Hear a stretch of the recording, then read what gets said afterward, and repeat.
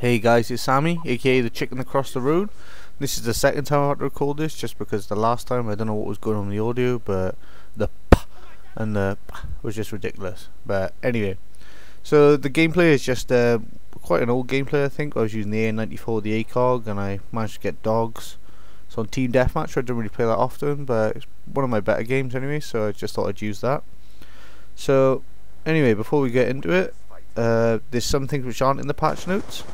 There's the fact that they removed hardcore capture the flag and also bonus chaos moshpit, but they've added in hardcore domination to make up for the fact that they removed hardcore capture the flag.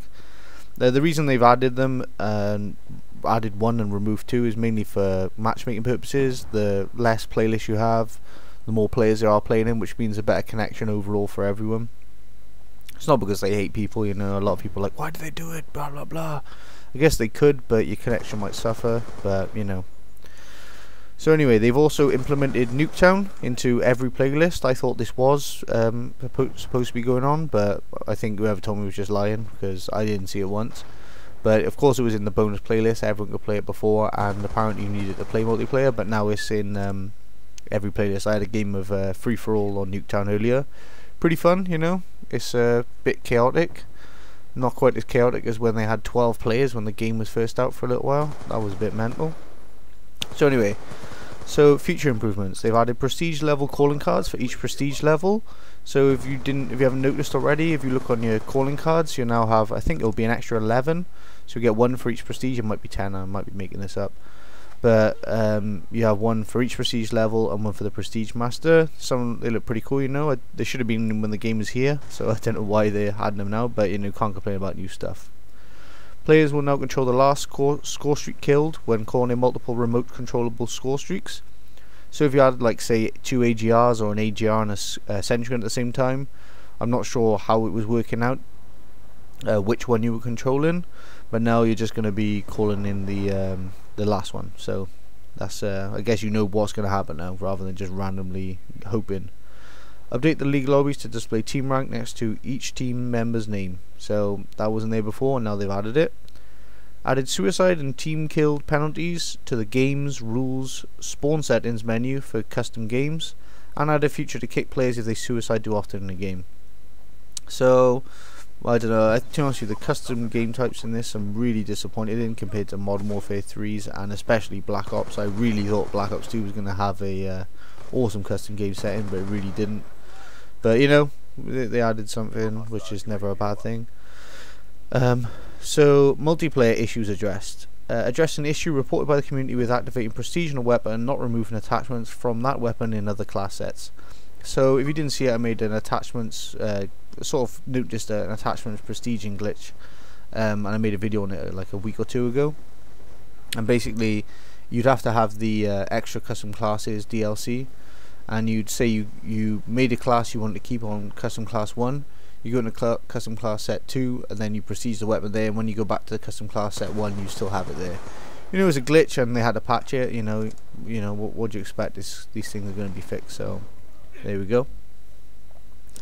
Resolved the collision issue on grind, which caused the players to become stuck in the vert ramp. Never happened to me, and I never saw it, but you know, that could be pretty frustrating when you're like begging someone, please kill me so I can carry on playing. But you know, fix an issue where players were able to place a turret while under the big rig in Aftermath, and there's also another one, fix an issue with the turret and guardian placement within certain objects in Aftermath, which I guess is pretty much the same thing. I never actually saw it myself, but it's it looks like the level that's just asking for bugs. So people were able to place them in there, and I guess people wouldn't know where they were dying from, and they'd just be, you know, it'd be hard to destroy unless you had EMP grenades. The attached to this menu in the after action report now indicates the XP a player earns from leveling up a weapon. Wasn't there before apparently, but now it is.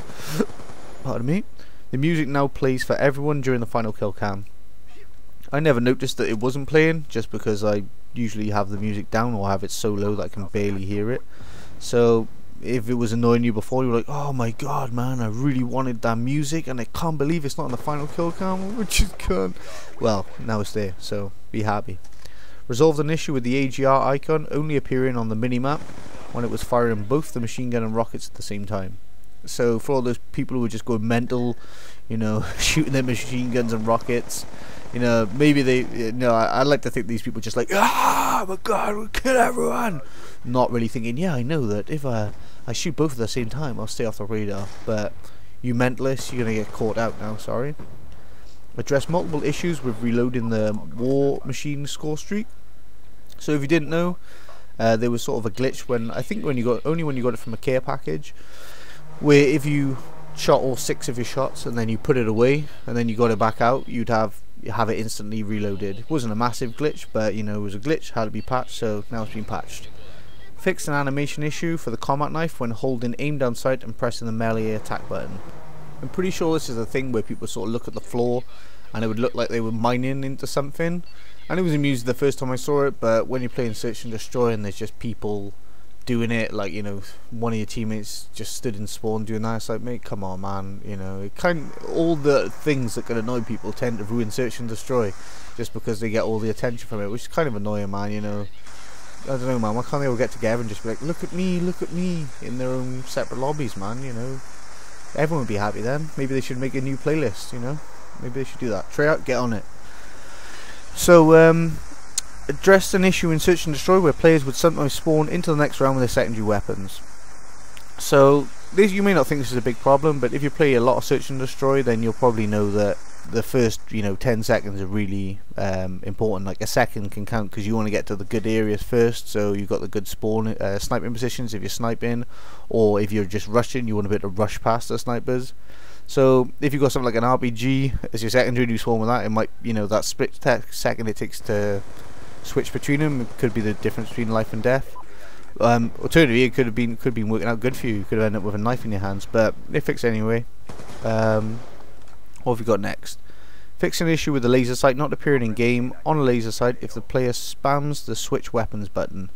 So sometimes it would seem to disappear for me and I wasn't sure what it was, but it was still under effect. It was just the fact that the actual visual effects of it were taken away. So also resolved an issue with the gondolas on downhill continuing to move during a host migration. I would have preferred it if they fixed host migration so they never happen, but we know that's not going to happen. And I can imagine it would be quite annoying if there's a gondola and, well, if you go to a host migration, the gondola just moves through you and you spawn inside it and die. But to be honest with you, I don't understand why a gondola would kill you. You can survive a bullet to the head. Come on, man, these are supposed to be super soldiers. Sort it out. So as for gameplay balancing, really there's not many in there. But they've adjusted the hijack end room hardpoint zone to extend the ladders. I watched the video on, I think it's Rambo, he's part of Envy, is the team that placed second in the COD Championships, and he was talking about this. And he sort of said it's sort of random what team could win, so I think they've sort of extended it to make it a bit more competitive. So, because people would just sort of camp, you can camp the one doorway and the other doorway, and it's kind of easy. I guess if you extend the ladders, you've got to make up for people dropping in and you know, shooting at you, so it makes it a bit more fair. So if you're in the engine room, you've basically got 50 points and it's just going to be trying to contest them over and over. So that's basically what they've done there. Lightning strike radar will not reactivate after round change if it has been used in a previous round. So if you didn't know this, mainly it was useful in Search and Destroy. You could sort of get out your lightning strike after you've got it every round, and it would show you a dot of where your enemy was, and you do that every round, so it was like a free UAV for everyone. But it's kind of unfair, I guess, and it wasn't really the nature of how it was supposed to be used, so they've got rid of that. They've changed a lot of the spawns, so can't really comment on that, mainly on capture the flag, so we'll have to see how they are.